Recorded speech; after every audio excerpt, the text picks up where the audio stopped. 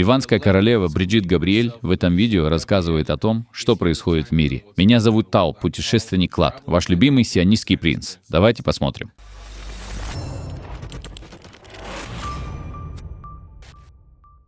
Ассаламу алейкум, приветствую всех вас. Меня зовут Сабах Имад. Я студентка юридического факультета Американского университета.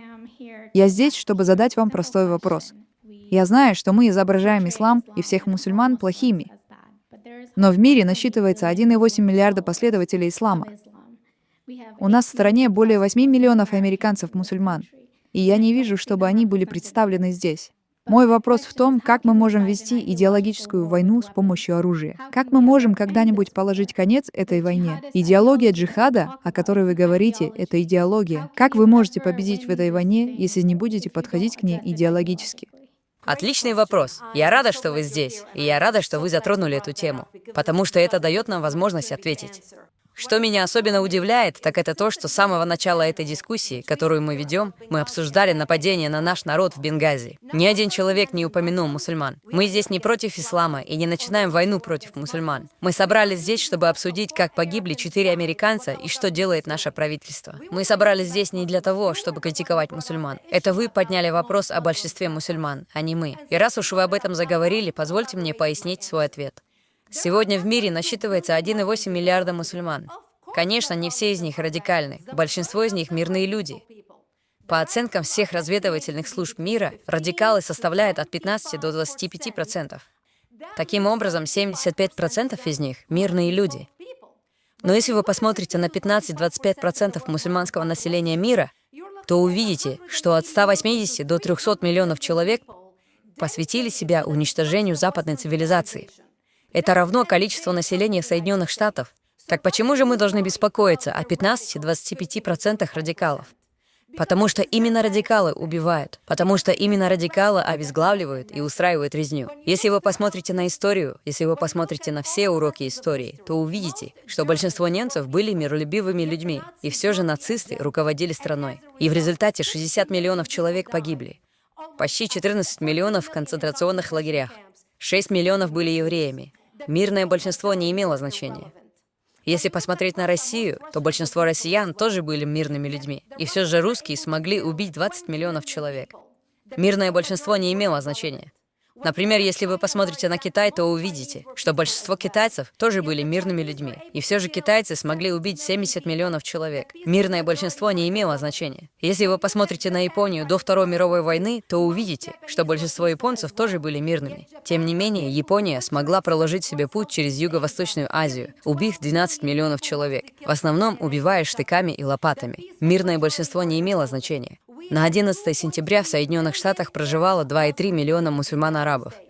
Потребовалось 19 угонщиков самолетов, 19 радикалов, чтобы поставить Америку на колени, разрушить Всемирный торговый центр, напасть на Пентагон и убить почти 3000 американцев в тот день. Мирное большинство не имело значения. Так что, несмотря на все ваши доводы и то, что мы говорим об умеренных и мирных мусульманах, я рада, что вы здесь. Но где же остальные, кто выскажется? И поскольку вы единственный представитель мусульман,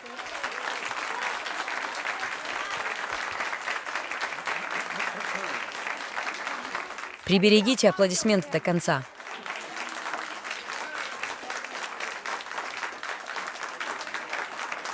Дайте ей высказаться, прекратите хлопать. Спасибо. И поскольку вы здесь единственный представитель мусульман, вы оказались в центре внимания. Вместо того, чтобы рассказать о том, почему наше правительство... Я предполагаю, что вы американка. Вы гражданка США? Итак, как американская гражданка, вы сидели в этом зале, и вместо того, чтобы встать и задать вопрос или спросить что-то о наших 4 погибших американцах и о том, что делает наше правительство для решения проблемы, вы стали здесь, чтобы высказать свое мнение о мирных, умеренных мусульманах. Я бы хотела, чтобы вы привели с собой 10 человек, которые задались бы вопросом о том, как мы можем привлечь наше правительство к ответственности. Пришло время нам взять политкорректность и выбросить ее на помойку, где ей самое место.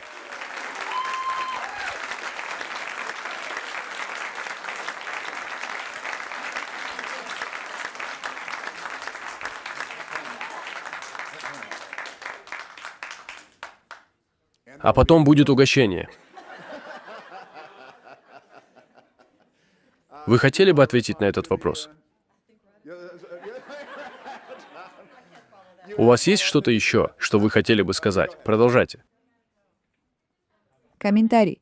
Спасибо за ваши ответы. Я действительно надеюсь, что другие мусульмане начнут появляться на этих консервативных форумах.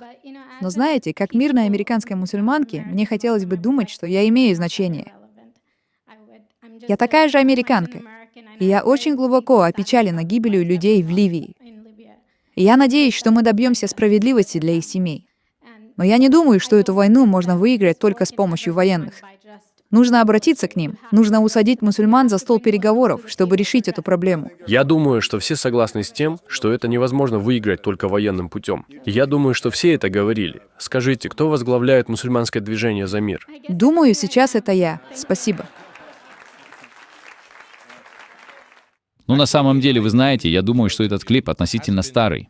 Но в этом направлении произошел прогресс. Например, есть такие удивительные люди, как Сарай Один. Если вы не знаете, кто она, то это мусульманка из Шри-Ланки, которая действительно проявила себя с лучшей стороны и является произраильской. Есть девушка по имени Риана, кажется, Адрия. Она также канадская мусульманка, которая открыто проявила инициативу. Есть Тамир Масудин, мусульманин, который проявил инициативу. Он израильский мусульманин-бедуин. Есть Луай Ахмед. Есть Руан Осман, бывший мусульманин. Я имею в виду, что очень многие мусульмане проявили себя достойно. Но реальность такова, что то, что сказала Бриджит, все еще имеет значение. Этого недостаточно.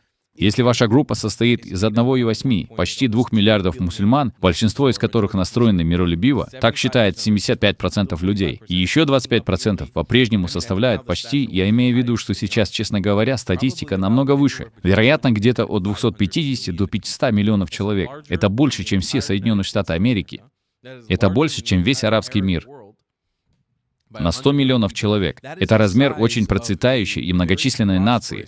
500 миллионов человек — это сила, с которой нужно считаться. Разница в том, что они разбросаны по всему миру, что делает ситуацию еще более пугающей, потому что это не единая радикальная сила, которая хочет захватить власть в одном месте.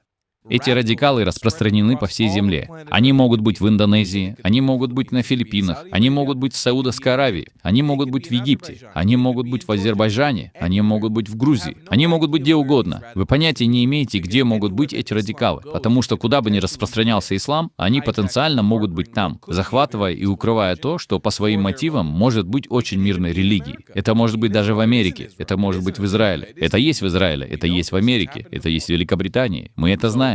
Так что то, что она говорит, абсолютно верно и актуально по сей день. И в этом проблема. Как реформировать эту религию, чтобы привести ее к тому, что радикализм в ней действительно уменьшится? И я думаю, что это проблема, с которой мы все боремся.